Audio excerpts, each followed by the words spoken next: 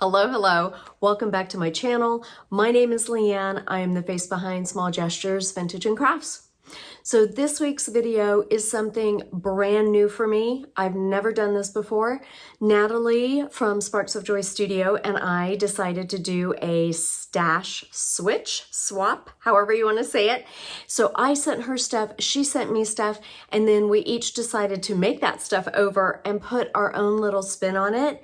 And I'm not gonna lie, when I opened the box, I was excited as I was seeing the items.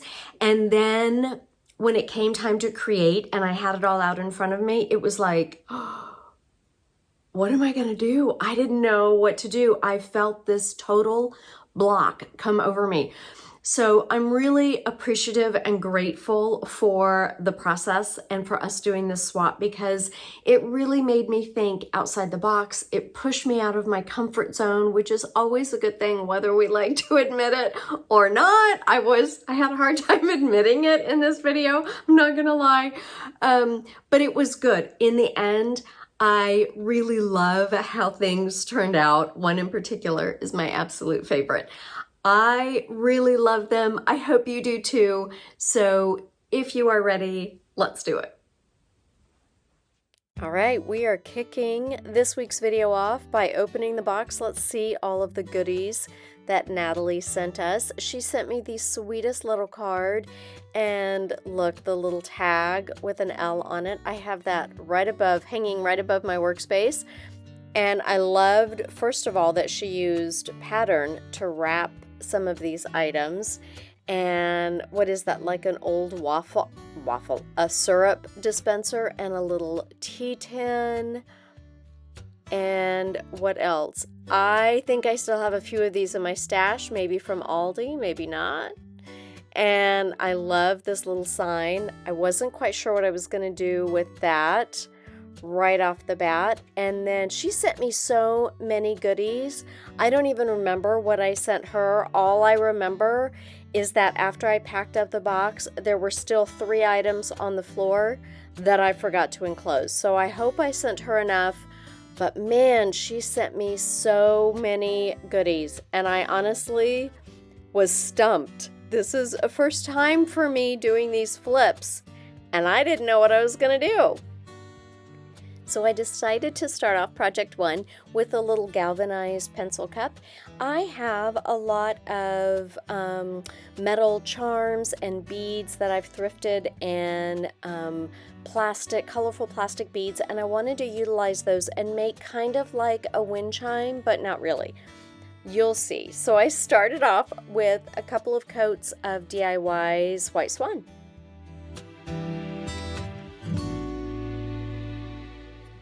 This decoupage paper is by Roycycle Treasures and it is called Topography Love. So once I found out the section, I decided on the section I wanted to use to decoupage this little tin. Then I went ahead and cut it out and I used liquid patina by DIY as my decoupage medium. Typically when I'm decoupaging, I start at one end, but because this is a round can, I started in the middle. So I spritzed the paper and put down some liquid patina and then spritzed the paper again and then laid it down and went over the top of it really well. You see all those little grooves in the can. So I wanted to make sure I got the paper in there as much as I could, and then just worked my way all the way around the can.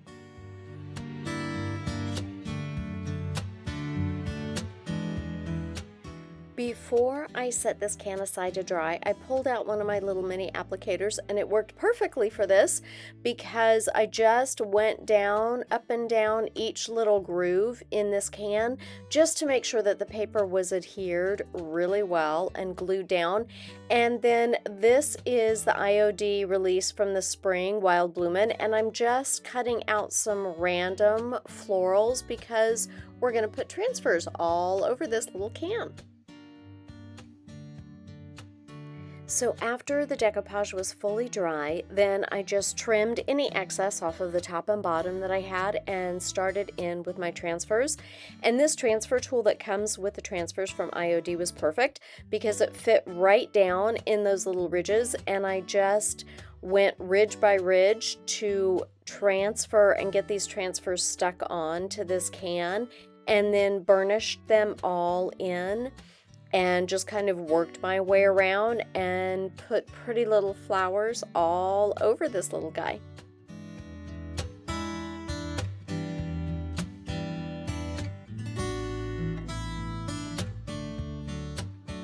After I was finished with all the transfers, they do need to be protected, so they did get a flat top coat by Dixie Belle.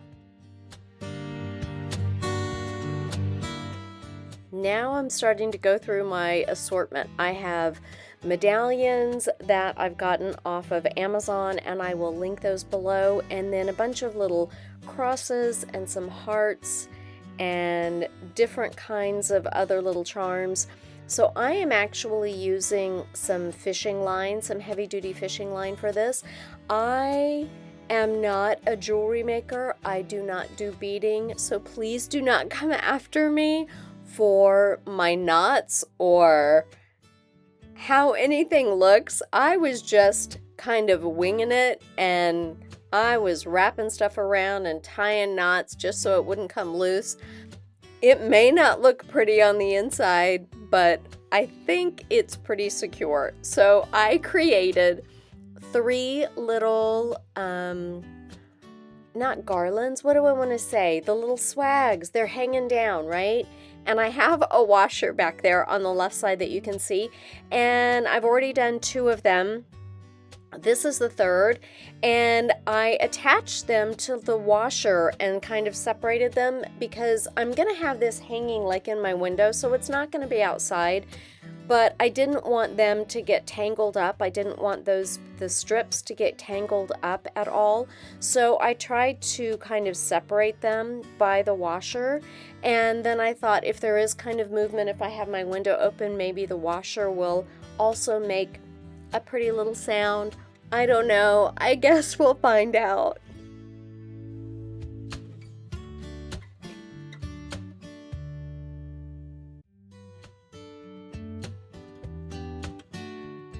So I secured some more fishing line onto the washer and put a little bead there so it would, as kind of a stopper on the inside of the can, and then pulled everything on up and attached a few more beads and tied it off.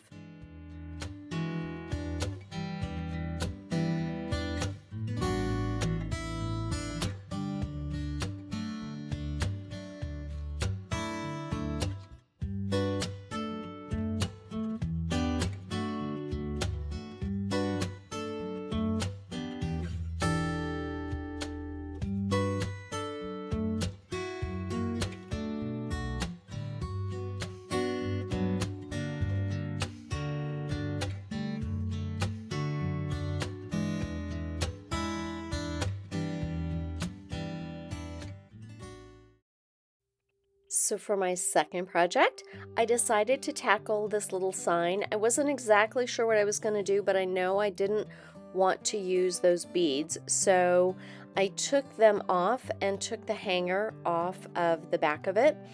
And then I decided that I wanted to take that little pink part off because I wanted to flip it around. It may seem excessive, but this is about flipping, right? So I wanted it to look a little different than what it does. So I was able to work that off and then reattach it on to the front side. I'm just flipping it over so it's got a flat surface. But first, I'm putting some tape on the back because there's holes where that little beaded garland was, and I want to fill that in.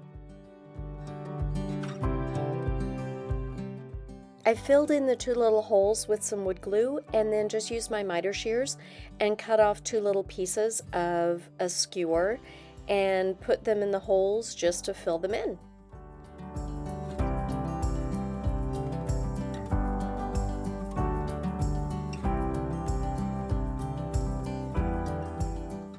Now, yes, I may have made a little more work for myself, but in flipping that pink part of the sign over, I knew I had to fill in that area because if I tried to put some brad nails in, it would blow right through there because it was hollow.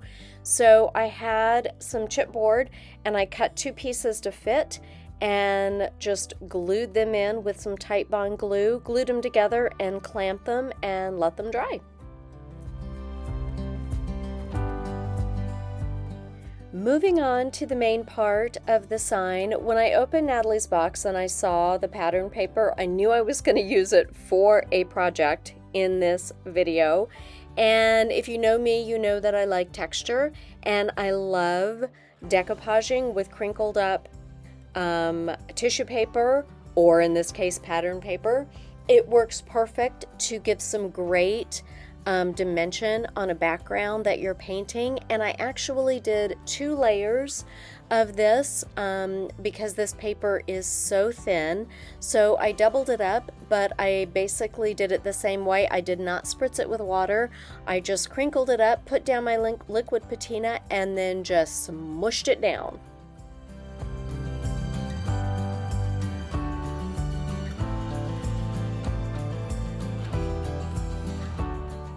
So at this point, the decoupage is completely dry and I've sanded the edges.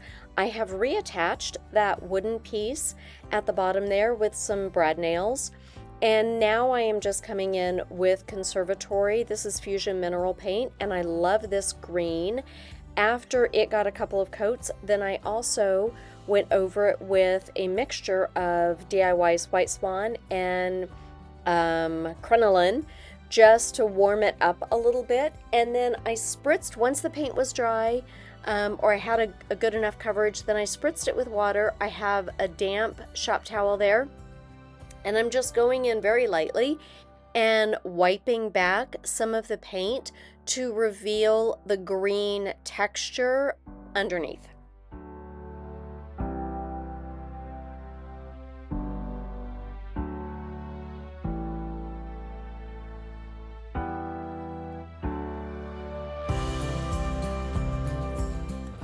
I decided to use the little place card holders that Natalie sent me. So I am using a little bit of CA glue and attaching them to some scraps of wood that I had. I just cut them to size and just gluing those because those are going to be attached to the board. This is one of the stamps in the ephemeral type stamp set by IOD, and I'm just lining it up there at the top, and I'm going to ink it up with just a Ranger ink. It's gray. I think it's called watering can. It's a permanent ink. I wanted something more subtle than black that would kind of blend in and look a little more faded. So I stamped that and then came up with a stamp design for the bottom part as well, and it got stamped in the same gray ink.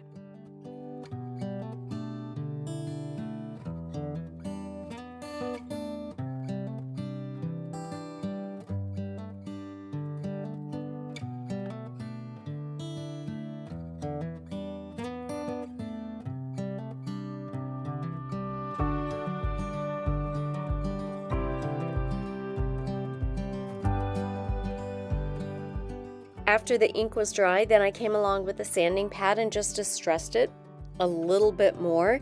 And I got a kick out of the fact that one of my little stamps is upside down there. Perfectly imperfect, I guess. And I decided to use the little place card holders and attach them to this board as well. So I'm using my CA glue again. This is the best, like, super glue that I have found. So I glued the wooden portion and I also glued the back of the houses and attached them to this board and then secured them with some clamps so they wouldn't move around or shift until I knew they were thoroughly dry. Everything is dried. I have attached a sawtooth hanger onto the back. And now, in case you were wondering what those little place cards were going to be used for, it's time to dress this little decor board up, and we are using them as little vases. I wanted to kind of keep the background simple so you could change it out for the seasons. With the text and the color, I think the color would still be great with floral for fall or for Christmas. And I absolutely love how this piece turned out. Thank you so much, Natalie, for these pieces. I absolutely love this one.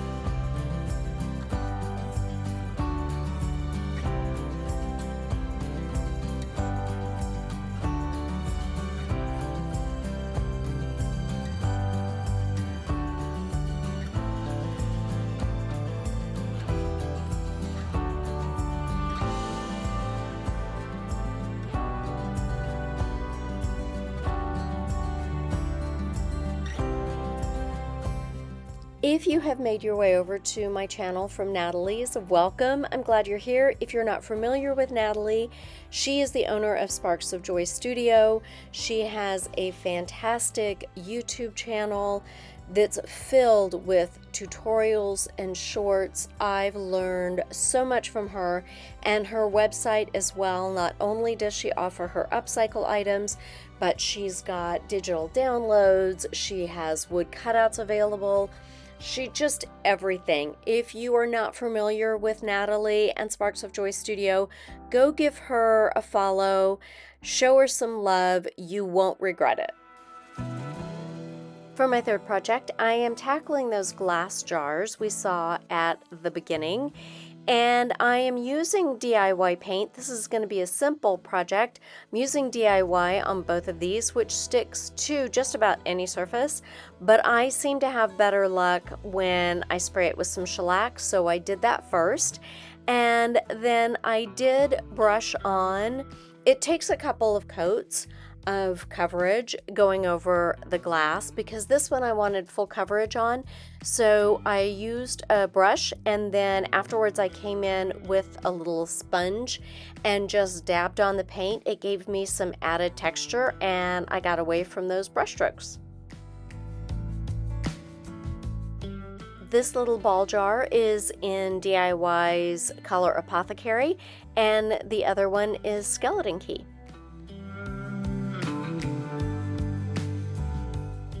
After everything was dry, I just did some wet distressing on this jar with just a little baby wipe, just revealing some of the words, some of the raised images and the numbers, and then both jars got a coat of Big Top by DIY.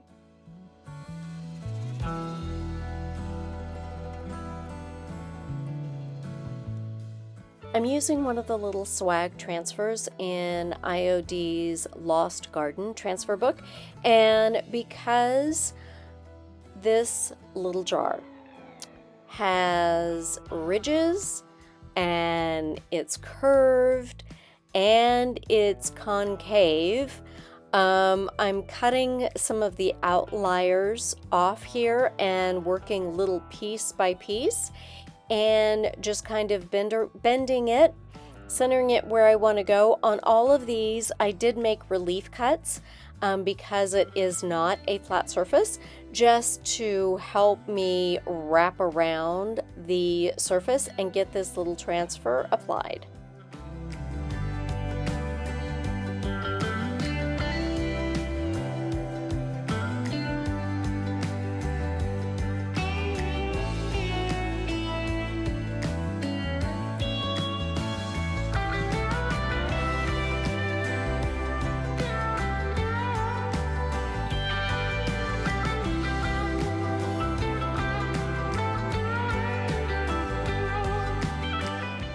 Now for this green jar, I'm just going to wrap some twine around the neck of the jar, and then I have these patterned wooden buttons I got off of Amazon a while ago. This particular set is no longer available, but I will link some that are very similar to it in the description box below.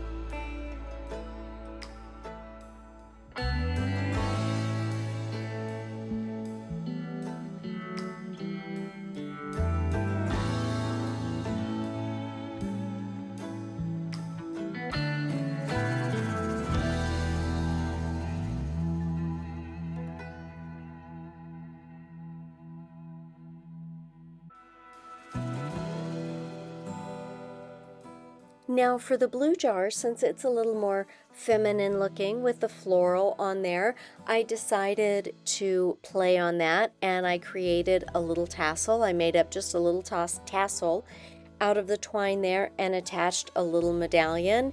And I'm also going to wrap the neck of this bottle in some of the twine as well, with the tassel and the little medallion hanging off the side.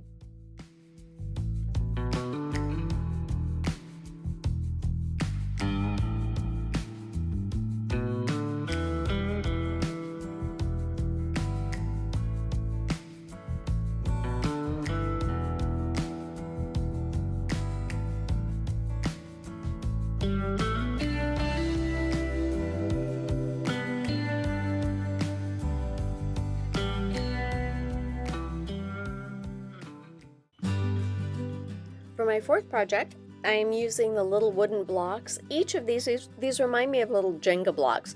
So there's 3 glued together in each of these 4 sets, and then they've got holes drilled in the top. I have decided to glue them together all flush where one side is completely flat. So I'm just using some Titebond wood glue and then securing it with some clamps.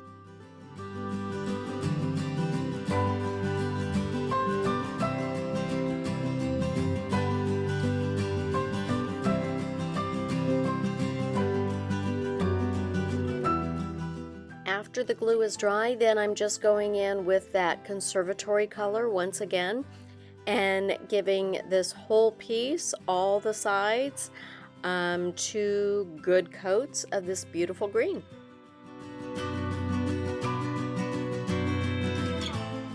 The front of this little piece is getting transfers, and this is also from the Lost Garden transfer book by IOD.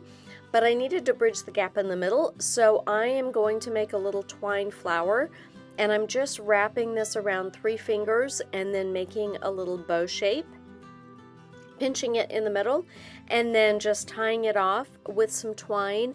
I repeated that 3 times, and in full disclosure, I ended up cutting off the twine that wrapped it and wrapped it with fishing line instead, so it wouldn't be so bulky when I made the flower and glued them all together.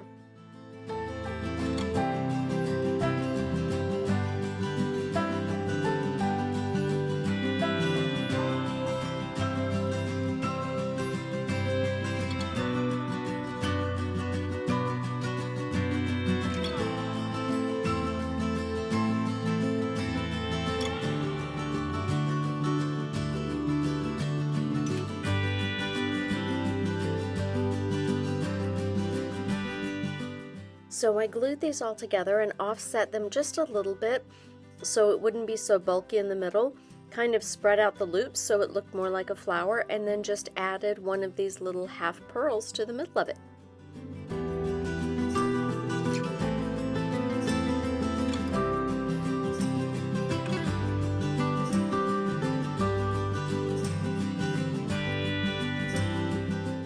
Fusion paint has a built-in top coat, so I did not need to put a top coat on before I applied these transfers.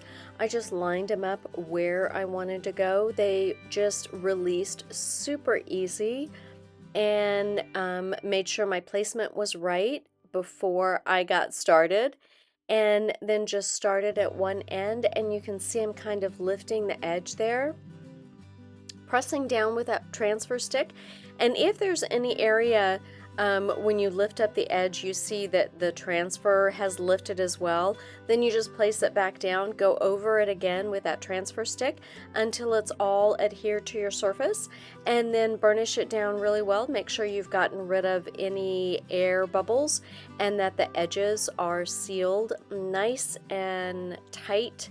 And then I just came in with a finger sander and distressed the edges of it and went over it again, just the transfers actually, just the top part, this front piece, with some Dixie Belle clear top coat in a flat finish.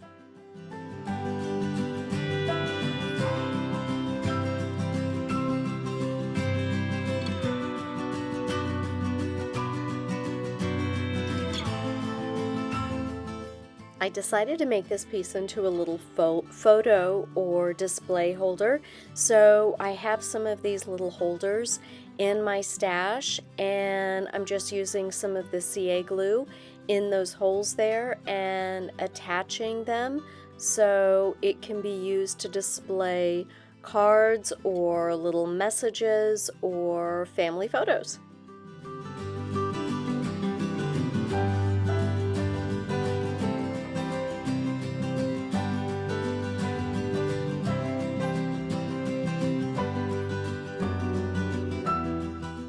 I love the look of the antique pictures in this little display, and yes, these are actually my grandparents. June of 1925, 100 years ago, just a little less than a year before they got married.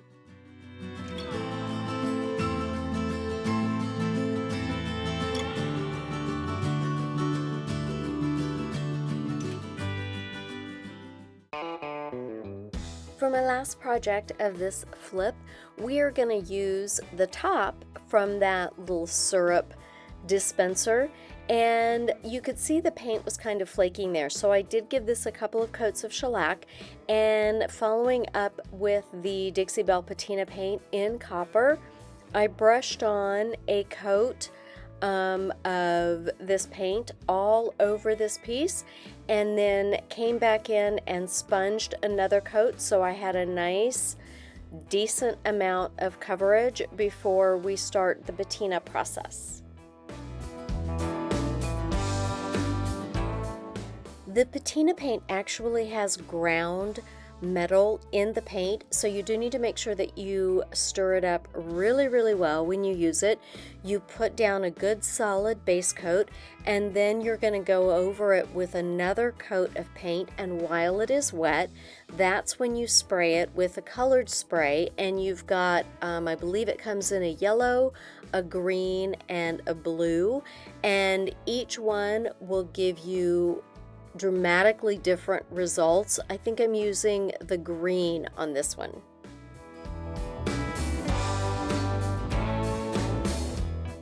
So this is probably just maybe a half hour after I sprayed it. I did not hit it with a heat gun, but you can see all of that chemical reaction that's starting to happen and forcing that patina finish.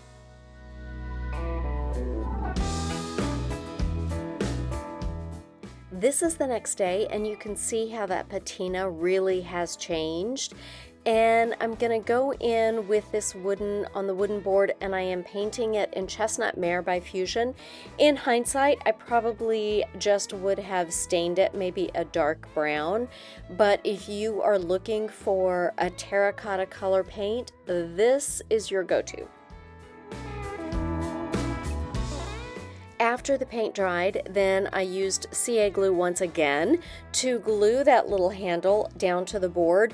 I drilled 4 small holes next to the little handle, and this is crafting wire. I love this little lightweight crafting wire. It's got like a rusty finish, and I just cut off a long length, and I am going to weave this wire in and around those 4 holes, creating like an X pattern. One, just to give a little more decor interest, I think, and also just as an extra kind of little support to hold that hanger onto this little cutting board.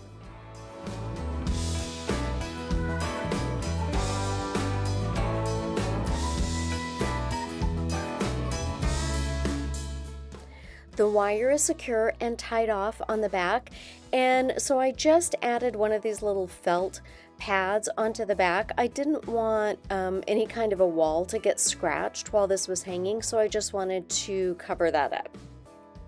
And then I'm just taking some twine and feeding it through the hole.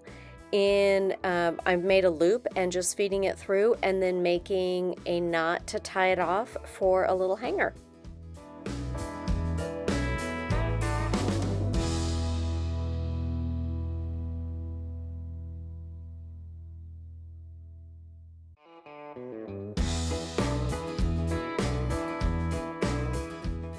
I wanted to give more of an aged look to this new little terracotta pot.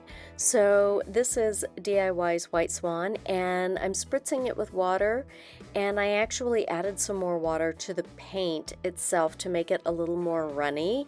And I just really wanted to give a white wash finish to this little pot. After it dried, I also went out and actually got some dirt from the garden and smeared it all in. And then once that was dry, gave it a top coat with some Dixie Belle in a flat finish.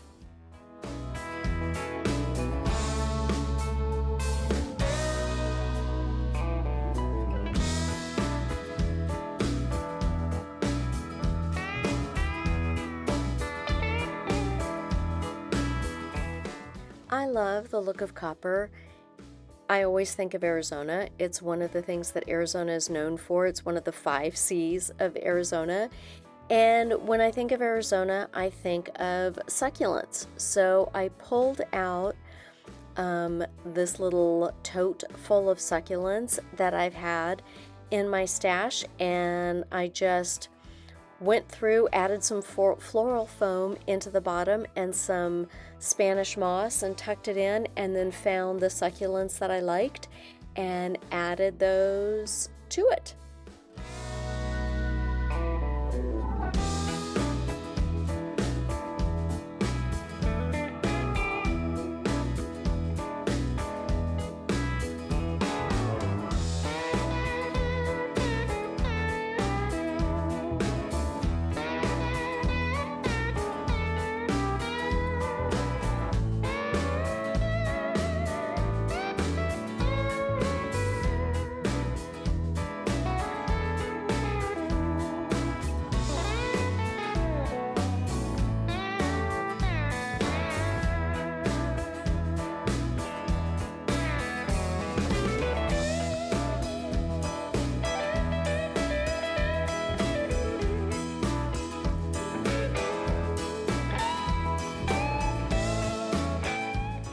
I sure hope you have enjoyed today's video. It was something completely out of my wheelhouse, but it was a lot of fun, and it really pushed me in some great ways.